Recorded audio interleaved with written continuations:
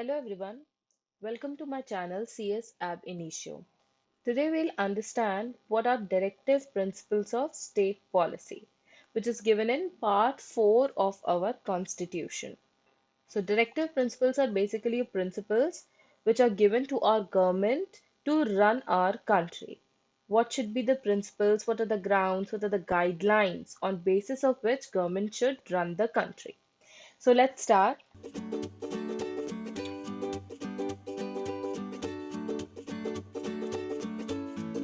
So, directive principles of state policy are basically derived from our preamble. Our preamble has three basic goals: social, economic and political justice. हमारा जो preamble है वो तीन तरह के justice promise करता है हमारे citizens को: social, economic and political justice. तो ये जो goal है जो preamble से निकला है ये goal हम कैसे achieve करते हैं? Through fundamental rights and through directive principles of state policy.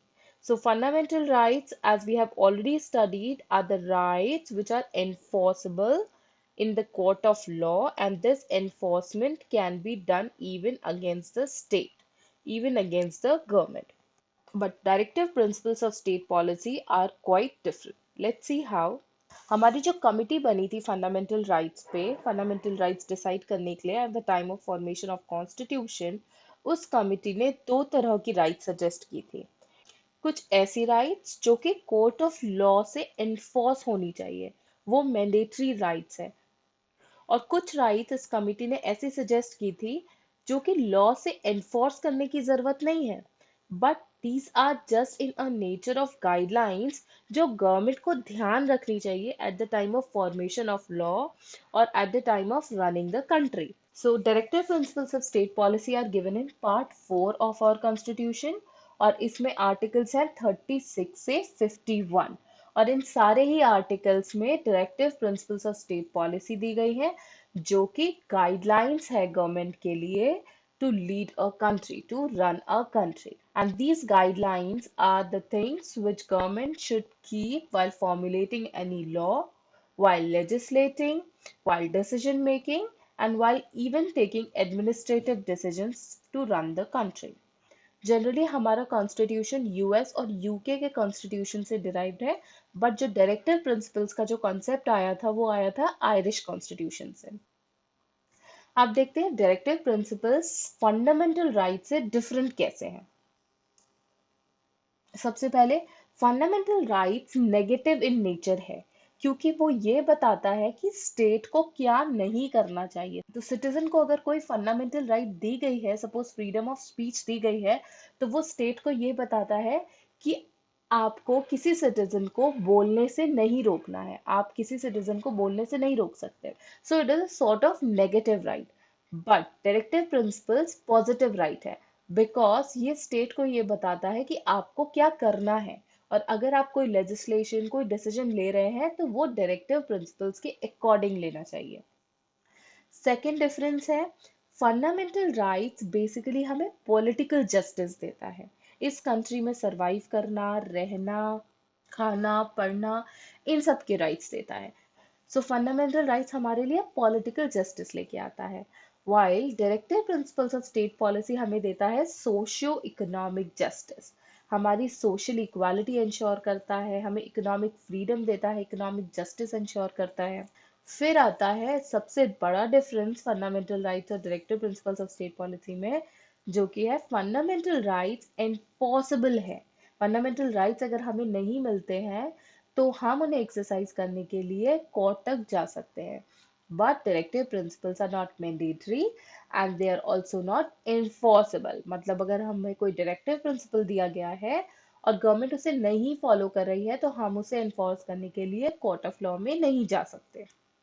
अब हम ये देखते हैं कि डायरेक्टिव प्रिंसिपल्स नॉन एनफोर्सेबल क्यों है.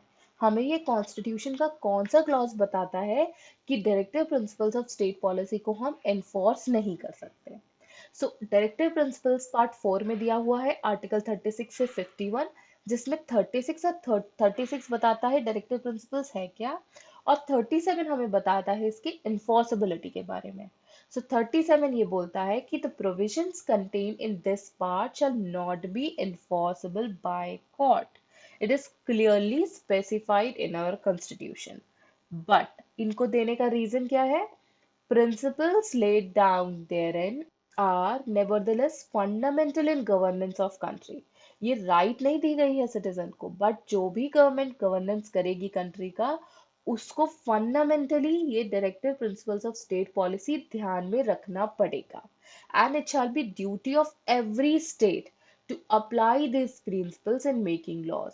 मतलब स्टेट जब भी कोई लॉज रूल्स रेगुलेशंस बनाएगा तो उसे इस directive principles of state policy को ध्यान में रख के ही बनाना पड़ेगा. अब जो आर्टिकल 37 में एनफोर्सेबिलिटी दी गई है, उसको हम प्रैक्टिकली देखते हैं कोर्ट के पास क्या राइट है. सबसे पहली चीज, कोर्ट के पास कोई राइट नहीं है directive principles of state policy को एनफोर्स करने का. अगर कोई एक ऐसी लॉ बना भी देता है गवर्नमेंट जो कि directive principles of state policy के अगेंस्ट है या कॉन्ट्रवीन कर रही है, उस केस में भी कोर्ट के पास कोई राइट नहीं है उसे वॉइड डिक्लेयर करने का. सेकेंड, कोर्ट कभी भी किसी भी गवर्नमेंट को, इधर सेंटर और स्टेट गवर्नमेंट को कंपेल नहीं कर सकती है कि वो जब भी कोई लॉ बनाए तो डायरेक्टिव प्रिंसिपल्स को ध्यान में रखे. It is not mandatory for the government, but directive principles are necessary in the sense that it is a duty of state to implement directives in their state, and this can be done by exercise of legislative and executive power of state. So if state want to implement directive principles, they can do so by using their executive and legislative power. अब सबसे important question ये आता है, क्या directive principles हमेशा ही directive principles रहेगी या directive principles को फंडामेंटल राइट्स भी बनाया जा सकता है? इसका आंसर है यस.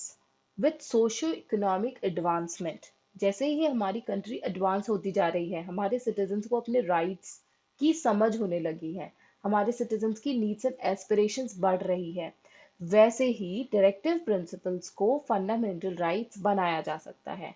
इसका एक बहुत वैल्यूएबल एग्जाम्पल है, जैसे कि हमारे आर्टिकल 45 में दिया गया था, free and compulsory education to all children up to the age of 14 years.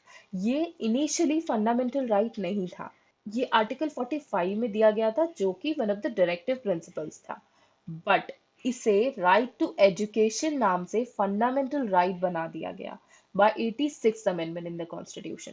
अगर गवर्नमेंट को लगता है कि कोई डायरेक्टिव प्रिंसिपल ऐसा है जिसका एनफोर्समेंट मैंडेटरी हो गया है with socio economic advancement of our country, उस केस में गवर्नमेंट अमेंडमेंट कर सकती है कॉन्स्टिट्यूशन में डायरेक्टिव प्रिंसिपल को फंडामेंटल राइट बनाने के लिए. अब हमारी कॉन्स्टिट्यूशन में डायरेक्टिव प्रिंसिपल्स बहुत सारे दिए हैं, बट उनका कोई कैटेगराइजेशन नहीं दिया है. बट हमने डायरेक्टिव प्रिंसिपल्स को 3 कैटेगरी में डिवाइड किया है, depending upon the nature of rights, nature of principles given in our constitution. वो 3 कैटेगरी क्या है? कुछ आर्टिकल ऐसे हैं डीपीएसपी में जो सोशलिस्टिक नेचर के हैं, जो हमें सोशलिस्टिक नेचर की राइट्स दे रहे हैं. सेकेंड कैटेगरी है गांधीयन प्रिंसिपल्स, जो डायरेक्टिव प्रिंसिपल्स गांधीयन आइडियोलॉजी पे बेस्ड है. और थर्ड कैटेगरी है लिबरल, जो हमारे लिबरलिज्म, लिबरल आइडियल्स पे बेस्ड है. सबसे पहले हम देखते हैं कौन से ऐसे आर्टिकल्स हैं जो सोशल प्रिंसिपल्स पे बेस्ड हैं. फ्रेंड्स, हम लोग सारे directive principles of state policy नहीं पढ़ेंगे क्योंकि वो रेलिवेंट भी नहीं है हमारे कोर्स के लिए. हम बस देखेंगे what are the major directive principles in each of these 3 categories. सबसे पहले सोशलिस्टिक प्रिंसिपल्स से रिलेटेड डायरेक्टिव प्रिंसिपल्स कौन से हैं? ये डायरेक्टिव प्रिंसिपल्स वो होते हैं जो हमें सोशो इकोनॉमिक जस्टिस प्रोवाइड करने के लिए बनाए गए हैं. जैसे आर्टिकल 38 में दिया गया है कि गवर्नमेंट को ऐसे रूल्स रेगुलेशंस बनाने हैं, ऐसी पॉलिसीज बनानी है जिससे पीपल का वेलफेयर प्रमोट हो. कैसे? उनको सोशल इकोनॉमिक पॉलिटिकल जस्टिस मिले, उनके बीच में इनकम स्टेटस फैसिलिटी वाइज जो इनक्वालिटीज हैं वो रिड्यूस हो एंड ओवरऑल वेलफेयर प्रमोट हो सोसाइटी का. आर्टिकल 39A बोलता है इक्वल जस्टिस टू ऑल, मतलब सारे सिटीजन्स को जस्टिस मिलने का इक्वल राइट होना चाहिए. And free legal aid to poor, अगर कोई पुअर सेक्शन ऑफ सोसाइटी है जो लीगल एड अफोर्ड नहीं कर सकता है, उस केस में उसे फ्री लीगल एड मिलनी चाहिए. आर्टिकल 47 बोलता है न्यूट्रिशन लेवल इंप्रूव करना चाहिए, स्टैंडर्ड ऑफ लिविंग इंप्रूव करना चाहिए, प्रॉपर पब्लिक हेल्थ इंश्योर करनी चाहिए. So these are the principles which are based on socialistic principles. फिर आता है second category of directive principle जो गांधीयन आइडियोलॉजी पे बेस्ड है। ये उन आइडियोलॉजी पे बेस्ड है जो गांधी जी ने इवॉल्व की थी at the time of national movement in our country. जैसे आर्टिकल 40 में ये बोला गया है कि विलेज पंचायत के फॉर्म में गवर्नमेंट रन करनी चाहिए and village panchayat specifically itself government के फॉर्म में ऑर्गेनाइज करना चाहिए। इनको इतनी इंडिपेंडेंस देनी चाहिए कि हर विलेज को वो अपनी तरह से रन कर पाए। आर्टिकल 43 ये बोलता है कि कॉटेज इंडस्ट्रीज को प्रमोट करना चाहिए। आर्टिकल 48 ये बोलता है स्लॉटर ऑफ काउस कॉल्स इन सबको प्रोहिबिट करना चाहिए। फिर आता है third category of directive principles, liberal and intellectual principles. ये डायरेक्टिव प्रिंसिपल लिबरलिज्म पे बेस्ड है। Some of these articles are article 44 जो बोलता है यूनिफॉर्म सिविल कोड होना चाहिए throughout the country. Civil code में डिफरेंस नहीं होना चाहिए, जो भी सिविल कोड डिफाइंड है हमारी कंट्री में वो हर एक सिटीजन के लिए सेम होना चाहिए। आर्टिकल 45 ये बोलता है हर एक बच्चे को अर्ली चाइल्डहुड केयर और एजुकेशन मिलना चाहिए till the age of 6 year. फिर आर्टिकल 48 बोलता है कि एग्रीकल्चरल एनिमल हस्बेंड्री को मॉडर्न साइंटिफिक लाइंस पे बनाना चाहिए।